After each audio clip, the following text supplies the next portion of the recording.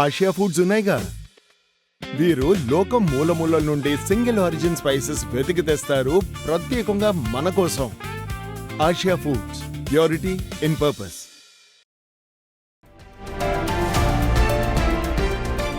Breaking news. Telugu రాష్ట్రాన్ని ఊపేసిన rowdy sheeter Sai Krishna missing case ఇప్పుడు అధికారికంగా లాకప్ డెత్ గా తేలిపోయింది. ఈ కేసులో సిఐ నాగరాజును సిట్ బృందం అరెస్ట్ చేసి రిమాండ్కి పంపించింది. కృష్ణలంక పోలీస్ స్టేషన్ కు చెందిన ఇద్దరు హెడ్ కానిస్టేబుల్ పాత్రపై సిట్ దృష్టి సారించింది. త్వరలోనే ఆ ఇద్దరిని విచారణకు పిలిచే అవకాశం ఉంది. నాగరాజుకు సహకరించిన ఓ ప్రైవేటు వ్యక్తి పాత్ర పైన ఆరా తీసేందుకు అధికారులు సిద్ధమయ్యారు. సాయి కృష్ణను నాన్ బెయిలబుల్ వారెంట్ పై అరెస్ట్ చేసిన కోర్టులో హాజరుపరచకుండా అక్రమంగా నిర్బంధించడాన్ని సిట్ తప్పుబట్టింది. ఇప్పటివరకు మొత్తం 17 మందిని సాక్షులుగా ప్రస్తావించారు. అయితే కేసులో కీలక పురోగతి ఉన్నప్పటికీ మృతదేహం ఆచూకీ ఇంకా లభించలేదు. మృతదేహం ఆచూకీ కోసం దర్యాప్తు కొనసాగుతోందని కోర్టులో పబ్లిక్ ప్రాసిక్యూటర్ చెప్పారు. విచారణ పేరుతో సాయి కృష్ణను కృష్ణలంక పోలీస్ స్టేషన్కు పిలిపించారు. ఇంటి నుంచి నవ్వుతూ వెళ్లిన కొడుకు మళ్ళీ తిరిగి రాలేదు. ఆ తల్లిదండ్రులు స్టేషన్ చుట్టూ కాళ్ళరిగేలా తిరిగినా మీవాడు మా దగ్గర లేడు, ఎటో పారిపోయాడు అంటూ సిఐ నాగరాజు సిబ్బంది అబద్ధాలతో కాలయాపన చేశారు.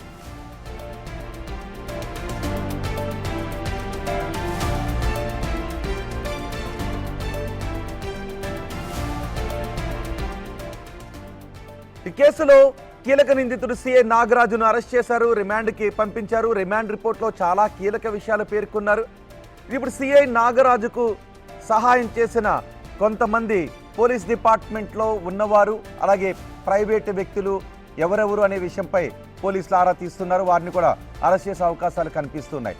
మా ప్రతినిధి శివ ఉన్నారు పూర్తి సమాచారం అందించడానికి. శివ, నాగరాజ్ని అదుపులోకి తీసుకున్న తర్వాత పోలీసుల ఇన్వెస్టిగేషన్లో ఇంకా ఎవరెవరి పేర్లు బయటకు వస్తున్నాయి? అప్డేట్స్ ఏంటి ఈ కేసులో?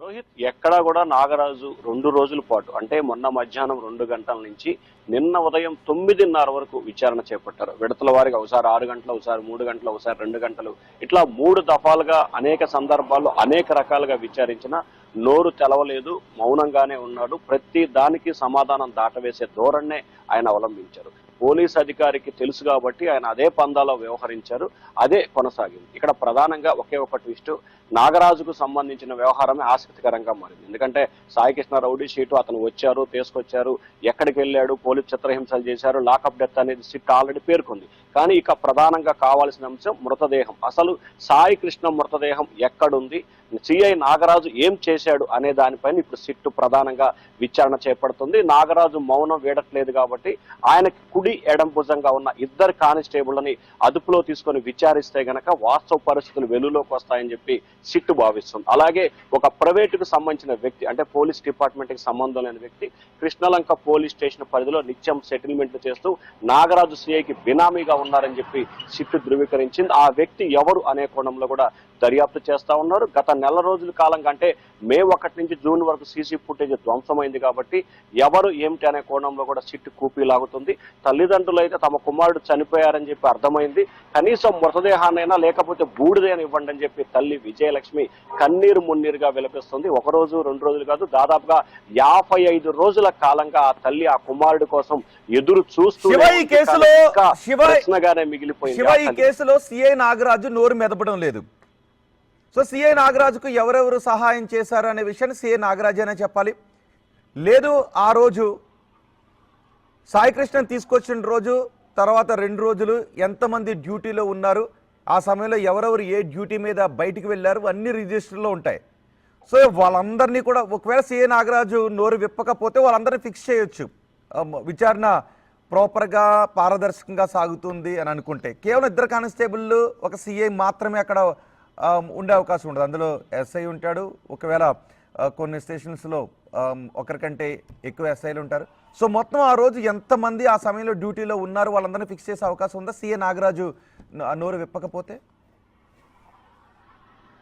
100% ఇప్పటికే 8 మంది కానిస్టేబుల్ని, ఒక ఎస్ఐని, సిఐని దీనికి సంబంధించి బాధ్యులుగా గుర్తించారు. అయితే ఇక్కడ ట్విస్ట్ ఏంటంటే 6 కానిస్టేబుల్ ఇప్పటికే అజ్ఞాతం అనేది మన దృష్టిలో, కానీ వాళ్ళు మాత్రం తిరుపతి, కాణిపాకం, శ్రీకాళహస్తిలో విహారయాత్రలు చేస్తున్న పరిస్థితి. కానీ వారిని సిట్టు ఇవాళ రేపట్లో పిలిచే అవకాశం కనిపిస్తుంది. ఎప్పుడైతే ఈ 6 కానిస్టేబుల్లో 2 కానిస్టేబుల్ సిఐ నాగరాజుకి కుడి భుజం ఎడం భుజంగా ఉన్నారు కాబట్టి వారిని పిలిచి విచారిస్తే వాస్తవ పరిస్థితులు వెలుగులోకి వస్తాయి. అలాగే ఈ 6 కానిస్టేబుల్ కాకుండా పోలీస్ స్టేషన్ లో మరొక కానిస్టేబుల్ ఉన్నారు. సిఐ నాగరాజుని మొదటి నుంచే ద్వేషిస్తారంటే సహజంగా ప్రతి చోట 2 గ్రూపుల్లో ఉంటాయి. సో నాగరాజుకు సంబంధించిన ప్రతి విషయాన్ని కూడా బయటికి ఒక కానిస్టేబుల్ లీక్ చేశారని తెలిసింది.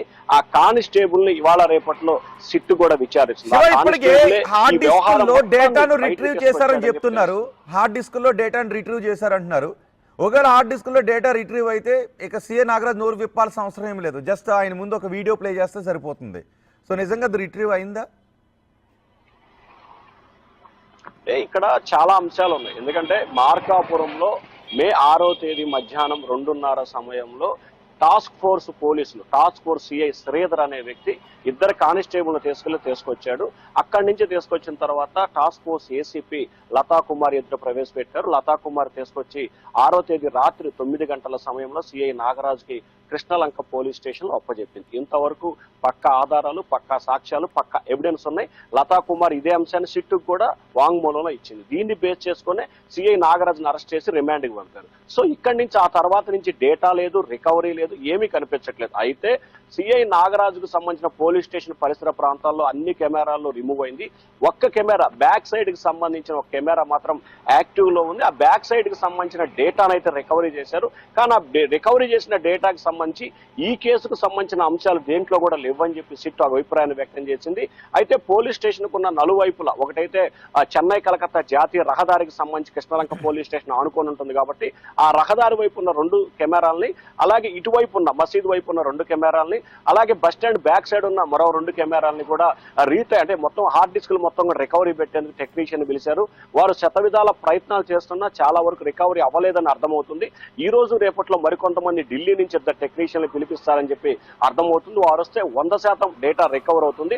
ఆ తర్వాత దీంట్లో ఇప్పటికే ఆల్రెడీ సిట్టు దీంట్లో బాధ్యుడు, కర్త, కర్మ, క్రియ నాగరాజ్ అని చెప్పి సిట్టుకు అర్థమైంది. కానీ ఎవిడెన్స్ కావాలి కాబట్టి ఎవిడెన్స్ కోసం విస్తృతంగా దర్యాప్తు కొనసాగిస్తున్నారు. ఆ ఎవిడెన్స్ ని మరికొన్ని గంటల్లోనే సిట్టు సాధిస్తుంది.